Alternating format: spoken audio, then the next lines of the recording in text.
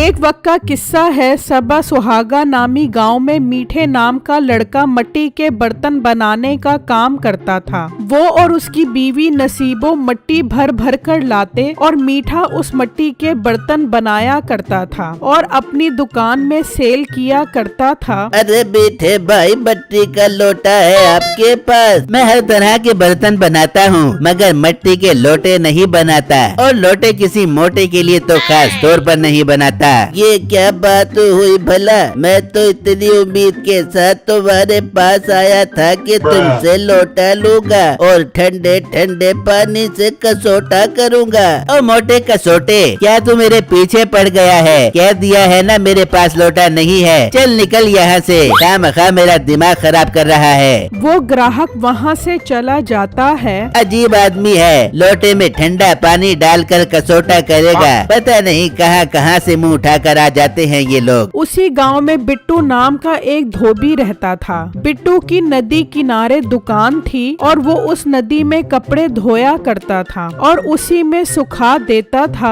और उन कपड़ों को लोगों के घरों में जाकर वापस कर दिया करता था और इस तरह उसके घर का गुजर बसर होता था। एक दिन मीठा अपनी दुकान पर बैठा होता है कि बिट्टू वहाँ से गुजरता है। और मोटे, ये कपड़े किसके धोकर ले जा रहा है?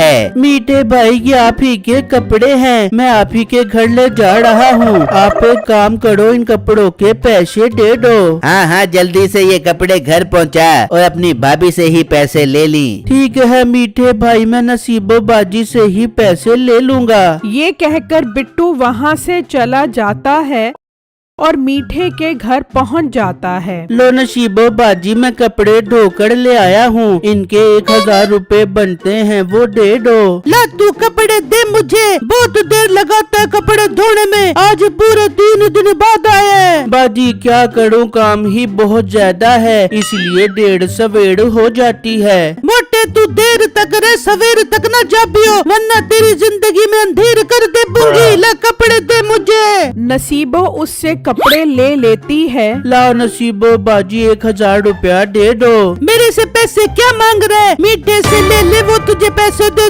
देगा। बिट्टू को ये सुनकर बहुत गुस्सा आता है और वो वापस मीठे के पास आ जाता है। मीठे भाई, आपने कहा था नसीबो भाभी से पैसे ले लूं, मगर वो कह रही है कि पैसे मीठे से लो। अब आप मुझे 1000 रुपए दे दो। क्या नसीबो ने ऐसा कहा? बहुत तेज औरत है वैसे नसीबो। अच्छा बेटू, तू एक काम कर, तू घर जा, मैं जब दूसरे कपड़े धुलवाने आऊंगा तो तुझे पिछले पैसे भी दे दूंगा। ठीक है मीठे भाई, याद से दे देना। ये कहकर बिट्टू वहाँ से चला जाता है। इस तरह कई दिन गुजर जाते हैं और नसीबो गंदे कपड़े लेकर मीठे के पास आती है। ले मीठे, सारे कपड़े गंदे हो गए हैं, बिट्टू के पास धुलवाने के लिए ले जा।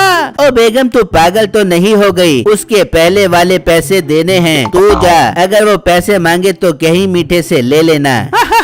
अरे मीठे, कसम से तू बहुत कमीने दिमाग का बंदा है। मैं जाती हूँ, उसे कपड़े धुलवाने के लिए देख के आती हूँ। नसीबो बिट्टू के पास कपड़े लेकर पहुँच जाती है तो बिट्टू उससे पिछले पैसे मांगता है। और मोटे, पैसों के पीछे इतना हल्का क्यों हो जाता है? जब तू कपड़े धोकर लेके आएगा तो पैसे भी ले ले बियो। नसीबो उसे कपड़े देकर चली जाती है और जब 3 दिन गुजरते हैं तो बिट्टू कपड़े लेकर मीठे के घर की तरफ निकलता है तो मीठे की उसके ऊपर नजर पड़ती है। अरे ये मोटा तो कपड़े धोकर आ रहा है, जरूर ये मुझसे पैसे मांगेगा, इसके आने से पहले छुप जाता हूँ। बिट्टू जब मीठे की दुकान पर पहुँचता है। ये मीठा भाई कहाँ चला गया? अपनी दुकान खुली छोड़कर जरूर घर पर ही गया होगा। चलो इनसे वहीं पर अगले और पिछले पैसे लेता हूँ। बिट्टू घर पहुँचता है तो नसीबो उससे कपड़े लेकर वही बात कहती है कि पैसे मीठे से ले, वो घर पर नहीं है। बिट्टू को अब बहुत गुस्सा आता है और वो मीठे की दुकान पर आता है। मीठे भाई, ये आप लोगों ने क्या ड्रामा बनाया हुआ है? नसीबो बाजी कहती हैं आप पैसे दोगे, आप कहते हो नसीबो बाजी पैसे देंगी। अरे बेटू, तुझे नजर नहीं आ रहा? चौधरी साहब बर्तन खरीदने आए हुए हैं और तू चीख चीख कर बात कर रहा है। तभी चौधरी के मुलाजिम काले रंग का घोड़ा खरीद कर ले आते हैं।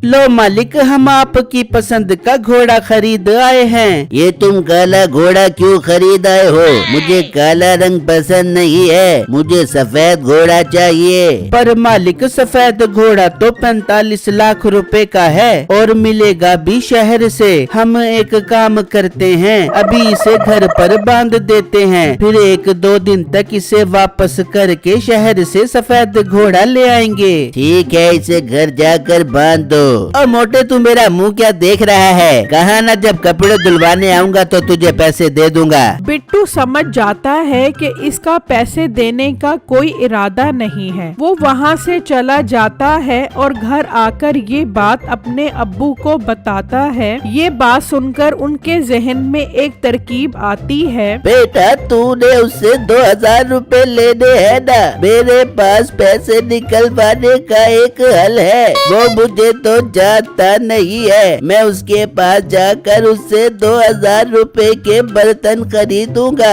और जब उसे पैसे देने लगूंगा तो तू आ जाई और 2000 रुपए ले ली।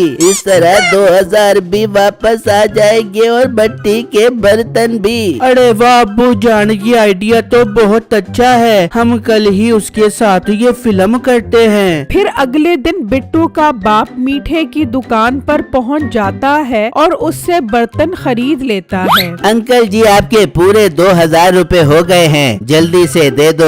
वो जैसे ही मीठे को 2000 रुपए देता है, बिट्टू आकर उससे 2000 रुपए छीन लेता है। और मोटे गेंडे, तेरी हिम्मत कैसे हुई मेरे हाथ से 2000 रुपए छीनने की? मीठे भाई, आपने मेरे कपड़ों के 2000 रुपए देने थे ना, वो आ गए। अब आप मेरे पास दोबारा कपड़े धुलवाने मत आना। अच्छा बेटा, मैंने तुम्हें 2000 रुपए दे दिए थे, अब मैं चलता हूँ। वो दोनों वहाँ से चले जाते हैं। मीठे को अब बिट्टू पर बहुत गुस्सा आता है। वो ये बात आकर नसीबों को बताता है। मीठे, ये तू क्या कह रहा है? हाय, मैं लुट गई, मैं बर्बाद हो गई, अब मैं कपड़े कहाँ से धुलवाऊंगी? मोटी नाक वाली औरत, तुझे कपड़े धुलवाने की पड़ी है और यहाँ मैं इंतकाम की आग में जल रहा हूँ। मैं उसे नहीं छोड़ूंगा। पर मीठे, तू करेगा क्या?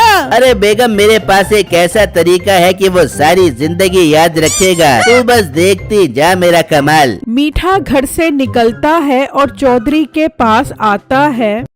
अरे मीठे, क्या बात है? तुम खैर से हमारे पास आए हो? मेरे प्यारे चौधरी साहब, मैं आपके काले घोड़े का मसला हल करने आया हूँ। आपको सफेद घोड़ा पसंद है ना? तो समझो आपका काम हो गया। एक लड़का है जो आपके घोड़े को सफेद कर देगा और आपका खर्चा भी बच जाएगा। अरे वाह मीठे, ये बात करके तो तूने मेरा दिल खुश कर दिया है। कौन है वो लड़का? जल्दी बता, मैं उसे अपना काला घोड़ा सफेद करवा। चौधरी साहब, वो मोटा बिट्टू धोबी है ना, वो क्या चकाचौंध काम करता है। ऐसी चटाई करेगा आपके घोड़े की कि एकदम कच्चा कच सफेद हो जाएगा। वाह वाह वाह, जबरदस्त। जाओ मुलाजिमों, बिट्टू धोबी को लेकर आओ। उसके मुलाजिम बिट्टू के घर जाते हैं और उसे अपने साथ चलने का कहते हैं। पर भाई साहब, मुझे चौधरी साहब क्यों बुला रहे हैं? आखिर वजह क्या है? तुम चलो हमारे साथ, तुम्हें खुद पता चल जाएगा। चलो चलो, जल्दी चलो। वो बिट्टू को लेकर चौधरी के पास पहुंच जाते हैं। बिट्टू वहाँ मीठे को देखकर समझ जाता है कि ये यकीनन इसकी कोई चाल होगी। बिट्टू, हमने सुना है तुम कपड़े बहुत अच्छे धोते हो। जी चौधरी साहब, मेरे हाथ में बहुत सफाई है। ऐसे छांट छांट के कपड़े धोता हूँ कि कपड़े एकदम साफ सुथरे हो जाते हैं। हमने भी अपने घोड़े को साफ सुथरा करवाना है। इसका रंग काला है, इसे धोकर काले से सफेद कर दो और अगर ये सफेद नहीं हुआ तो तुझे उल्टा लटका दूंगा। चल अपना काम शुरू कर। बिट्टू ये सुनकर बहुत परेशान हो जाता है कि घोड़े को सफेद कैसे करूं? ये तो नामुमकिन है। मीठा खड़ा मुस्कुरा रहा होता है। मुझे पता था ये इस मीठे की ही चाल है। अगर घोड़ा सफेद सफेद ना हुआ तो चौधरी मुझे उल्टा लटका देगा, मुझे कोई हल निकालना पड़ेगा। तभी बिट्टू के दिमाग में एक आइडिया आता है। चौधरी साहब, घोड़े को सफेद करने के लिए एक बहुत बड़े बर्तन की जरूरत पड़ेगी, जिसमें इस घोड़े को डालकर सफेद करूँगा। हाँ ये बात तो है, मगर इतना बड़ा बर्तन हम कहाँ से लाएंगे? चौधरी साहब, ये मीठा है ना, ये मिट्टी के बर्तन बनाता है, ये बनाएगा इतना बड़ा बर्तन।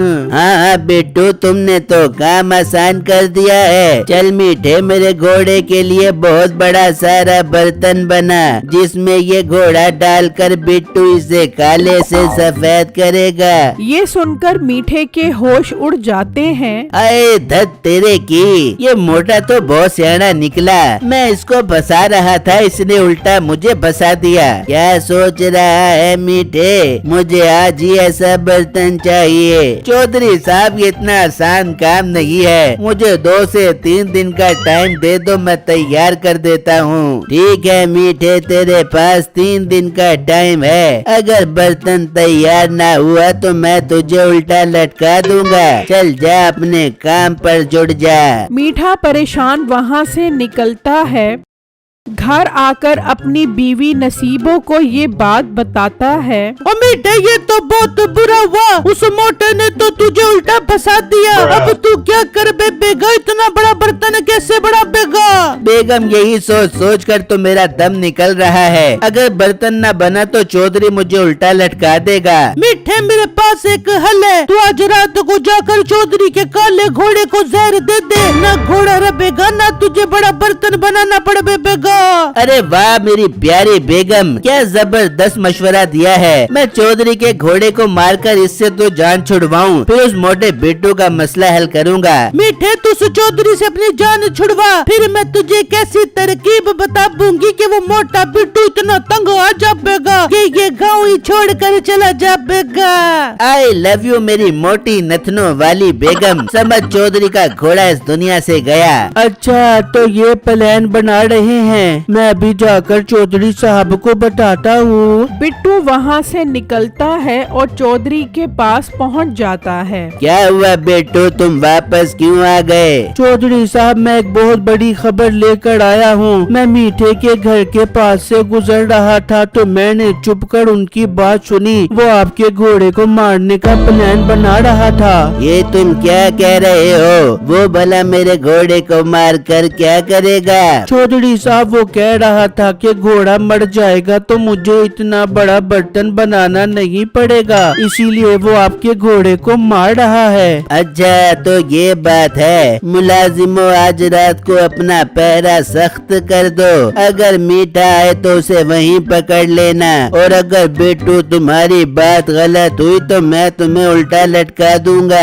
जी चौधरी साहब, मुझे मंजूर है। फिर जब रात होती है तो मीठा जहर मिला चारा लेकर खड़ा होता है। नसीबो, मैंने इस चारे में जहर मिला दिया है, ये खाते ही घोड़े का पटाखा निकल जाएगा। हाँ मीठे, अब देर न कर, जल्दी से जाकर चौधरी के घोड़े का पटाखा निकाल दे, फिर हम बिट्टू का पटाखा निकालने का प्लान बनाते हैं। ठीक है बेगम, मैं यूँ गया और यूँ आया। मीठा वहाँ से निकल जाता है और वहाँ चौधरी के मुलाजिम छुपकर इंतजार कर रहे होते हैं। इतनी देर में मीठा वहाँ पर आ जाता है। इसका मतलब बिट्टू ने ठीक कहा था, ये मेरे घोड़े को जहर वाला चारा खिलाने आया है। इसको तो मैं ऐसा लटकाऊंगा कि ये याद रखेगा। मीठा उसे चारा खिलाने लगता है तो वो सब बाहर आ जाते हैं। अच्छा तो मीठे, तू मेरे घोड़े को जहर वाला चारा खिलाने आया है। मुलाजिमों, लटका दो इसको उल्टा।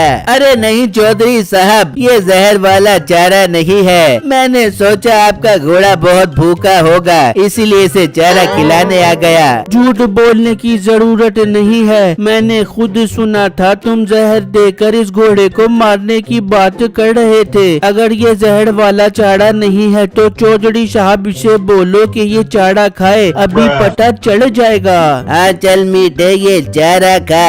अरे चौधरी साहब मुझे डॉक्टर ने चारा खाने से मना किया है। डॉक्टर ने चारा खाने से मना किया है ना, उल्टा लटकने से तो मना नहीं किया। चलो इसे उल्टा लटका दो। वो मीठे को उल्टा लटका देते हैं और फिर बिट्टू अगले दिन से सुकून से अपना धोबी का काम करने लगता है।